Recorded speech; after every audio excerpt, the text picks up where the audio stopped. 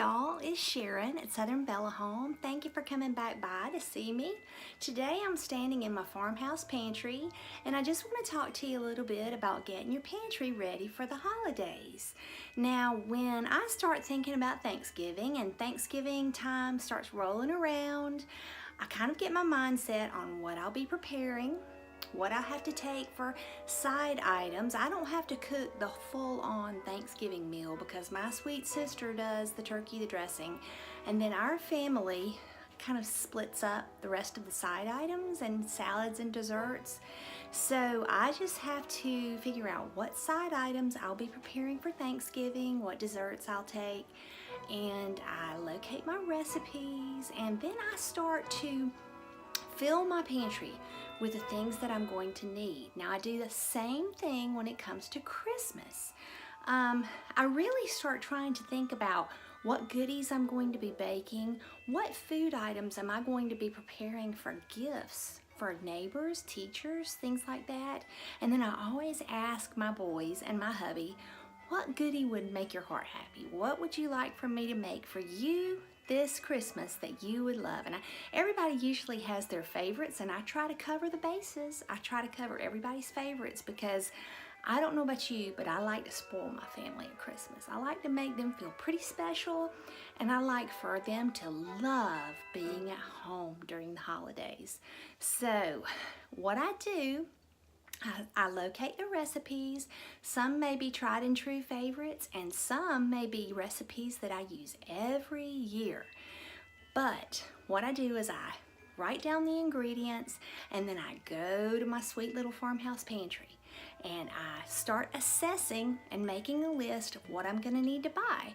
Now, I don't go out and bust the budget and fill my pantry in one day, in one shopping trip. Rather, what I do is, if I think ahead enough, I start preparing grocery list a little along, and I pick up 1 or 2 items every week. And so that way, when it's baking time, I've got what I need. There's also another reason to prep your pantry and really get it well stocked for the holidays, and that is because during the holidays, we all are so busy. We're trying to add a lot of extra things into our schedule that aren't normally there, such as practices and parties and get-togethers and decorating, which does take a good bit of time. So if I have my pantry well stocked, then I'm able to pull together an easy homemade meal. We don't have to run through the drive-thru and eat yucky food that's gonna make us feel bad and throw on those extra pounds. We want to save those extra calories for the good stuff that we're going to be baking. So if I have my pantry well stocked with the basics, then I'm able to pull together a quick meal at the last minute, and that's in itself a blessing to my family and a Christmas gift to them. And you know, mamas, Christmas can be one of 2 things in our home. It can be a time of comfort and joy, or it can be a time of hurriedness and chaos. And really, as the keepers of the home, we kind of get to choose that. So if you want to choose for your home to be more peaceful and comforting, and you truly want to create the atmosphere of comfort and joy in your home, go ahead and stock up your pantry. Get the things that you need. You've got to go to the store anyway. So just start picking up those things that you need along the way. Some of those things are your basics, like the different flours that you're going to use for baking cookies and cakes and pies. How about your sugars? Do you use different types of sugars? Sometimes it can be a fresh box of baking powder or baking soda. Vanilla, make sure you have enough vanilla extract because most recipes call for that. And you know, you can go ahead and stock your freezer with butter. Butter keeps perfectly well in the freezer. And I don't know about you, but it seems like every year I run out of butter. I have all these recipes lined up that I want to bake, cookies and various cakes and pies. And when I get down to it, I've not bought enough butter. So think ahead and go ahead and get some butter and stock it in your pantry, in your freezer, because it'll keep just fine till you need it, and then you can just get it out and thaw it out when it's time to go. So I also like to keep plenty of canned goods, plenty of soup and chili ingredients, because on these cold winter nights, that is such a fan favorite. Also, here in the South we eat grits, and one of my family's favorite things on a cold night is what we call Brenner. It's breakfast for dinner. So I make sure I have grits and all the things that we like to have on hand to make Brenner. So behind me you see, this side is where I keep my rices, my all of my grains. I have almonds and cranberries, things. Now my husband absolutely adores oatmeal. He loves oatmeal that's loaded with raisins and cranberries and almonds, and sometimes he'll ask for that for dinner or a Sunday night supper when we really don't do a lot of cooking on Sunday night. So I keep all of the things here that he would like to have. Here I keep my grits and my different rices. I have 3 different rices that I like to keep on hand. I keep a jasmine rice, a plantation rice I call it, which is more of a basmati or something like that. Then I have my brown rice, which I usually cook in my Instapot. I have chia seeds and wild rice. Down here I keep croutons for salads and panko breadcrumbs. Here are my 2 different kinds of tea. I keep decaf and regular caffeinated tea just for my plain tea, for my sweet tea.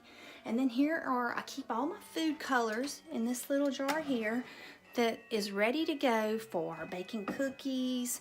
Down here I have my cinnamon sticks, my cocoa mix, my chocolate morsels, popcorn, butterscotch morsels, my powdered sugar, and I make up my own soup mix because condensed soups are the base for many recipes, but if you don't know, they have quite a bit of MSG, and my family is very sensitive to MSG. So you can make up your own soup mix and have that on hand, and it's a great base for many, many recipes. Now behind me here, I keep, now that's just snack bars in our bread box, but I keep a jar of oats, you know, for oatmeal cookies and for that oatmeal that my husband loves. I keep a baking mix. Now you can make your own baking mix, or you can buy a baking mix so that you can have quick pancakes or biscuits or anything like that. But there are a lot of recipes online where you can make your own baking mix up and have that ready to go. And then I have my plain flour, which I normally buy organic, non-GMO, plain flour, and then my self-rising flour. Now on this side, I have up here the herbs that I dried over the summer that they were, if you saw on Instagram, I had all my herbs drying in my pantry that I grew in my herb garden. I've got some of those jarred up here. My cookie cutters are ready to go, so all I have to do is grab the whole jar and take it to the island and get ready to cut out those cookies. Here are all of my spices ready to go. And one reason that I absolutely love having an open farmhouse pantry like this is because there's no mystery. When I run out of something, I see it, and I don't have to go digging through things to find out if I have baking powder or baking soda or chili seasoning or things like that. And I make up my own chili seasoning, taco seasoning, because like I said, most of those things have MSG and we can't eat that. So it's really not good for any of us, and it's so easy to make. So I make up my own and keep it in my antique mason jars. And down here, I have all of our cookie sprinkles, things that we like to decorate the cookies with, and M&Ms. Sometimes we put those in the cookies. Sometimes we just come grab a handful. But down here, I have my sugars. I have white sugar, pure cane sugar, my brown sugar, and then I have a cornmeal mix where I can make cornbread. So, also, I don't think it's enough just to have the pantry functional, but as everything else, I like for it to be beautiful. So when I come walking into my pantry, I love this old farmhouse pantry, and if you don't follow me on Facebook or Instagram, you probably don't know These pantry cabinets came out of a little historic cottage in the town where I grew up, and I rescued them out of the dumpster because a home flipper had pulled them out of the house and was throwing them away. And my husband went and rescued these cabinets and brought them home, and we gave them a fresh coat of paint where needed, just cleaned them up, and I absolutely adore the open shelving pantry style because I can see everything and it's beautiful. It adds to the look of our old farmhouse. So I decorated a little bit for Christmas. I have this wreath. I have it's a grapevine wreath that has these little green sprigs, and it has red berries. And this was actually an ornament that I bought at Cracker Barrel last year. And I just did the red gingham bow. And then this year, I think it was at Walmart actually, I found these letters in the craft department, and one looks like shiplap wood or old rustic wood, and one is the corrugated tin. And they spell out the word Mary. And then I took some of this gingham ribbon that was on my bow, and I made pennants, like a little pennant banner.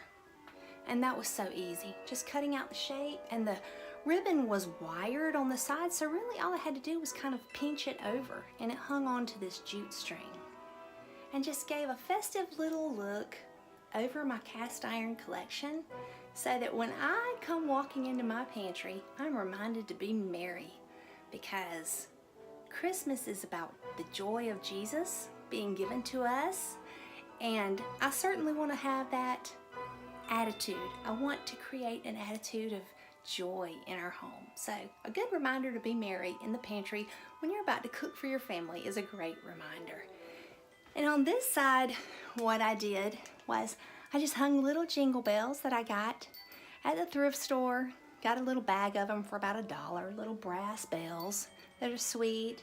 And then I just hung cinnamon sticks that smell really wonderful in the pantry on a little pom-pom ribbon that I purchased last year, I think at Walmart, on a spool. And then on this side, I hung my collection of vintage biscuit cutters and cookie cutters. I just love to be able to look at those and just see those, and we will actually take those down to bake some cookies. I also have some things like an old lemon juicer, and you see my old meat grinder here attached to my shelf. Anytime I see things like that that remind me of the age of this old farmhouse, I pick those up. Here, just some dried pomegranates, bay leaves, and cinnamon sticks. And right here, this little jar is very special because these were actually the cookie cutters that I cut cookies with as a child. And they're very special to me, and we will use those, but I also like to just keep them on display. So that's it, friends. Get your farmhouse pantry all ready to go. And that way, when it's time to bake up those goodies for family, and it's time to whip up that quick meal, you know you can walk into your pantry with confidence, knowing you have ingredients for soup, for biscuits and cornbread, for a breakfast meal, and you can also whip out some cookies, cakes, and pies like nobody's business. So that's my word for you today. Get that Christmas pantry ready to go, and you will be happy. You will not regret it. Have a great day, friends, and if you have not subscribed to my channel, I sure would appreciate it if you would subscribe, click like, share it, and visit me on Instagram and Facebook, Sharon at southernbellahome.com. Talk to you later, friends. Bye.